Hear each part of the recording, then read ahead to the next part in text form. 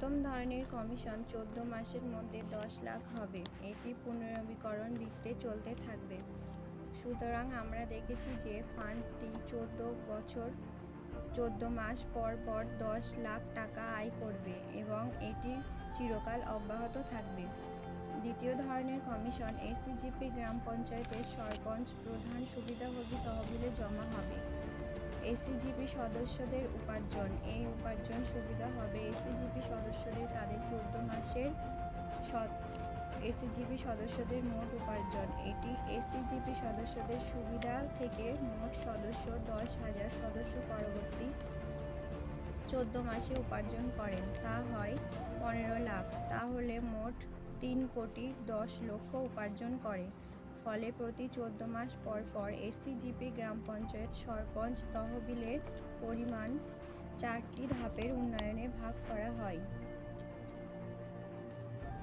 1. গ্রাম panchayat. 2. SNR ব্যবসায়ী জীবন বেতন staff উন্নয়ন। 3. সরপঞ্চ ব্যক্তিগত উন্নয়ন কর্মসূচি। 4. স্থানীয় পঞ্চায়েত জনগণ উপকৃত হয়। 5. এইভাবে প্রতিটি এসিজিপি গ্রাম পঞ্চায়েত সরপঞ্চ সুবিধাভোগী তহবিল 3,10,00,000 উপার্জন করে। গ্রাম পঞ্চায়েতের প্রতিটি সরপঞ্চ সুবিধাভোগী তহবিল ব্যক্তিগতভাবে প্রতি 14 মাসে 1 কোটি উপার্জন করে। তাদের 5 বছরের মেয়াদ। প্রত্যেক সরপঞ্চ এসিজিপি প্রকল্প থেকে 3 কোটির বেশি ব্যবহার করে। সাধারণ মৌলিক শর্তাবলী। 1. এসিজিপি সদস্যগণ শুধুমাত্র তাদের চূড়ান্ত সদস্য পদ কর্মধারী পরে গণনা করছেন।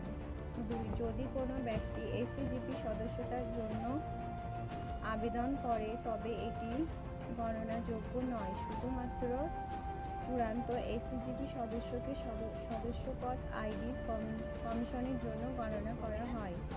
3. এসিজিপি সদস্যপদ উপার্জন কমিশন এসিজিপি সদস্যদের ব্যাংক অ্যাকাউন্টে জমা করা হয়। পরিমাণ গণনা করা হয়। ধন্যবাদ।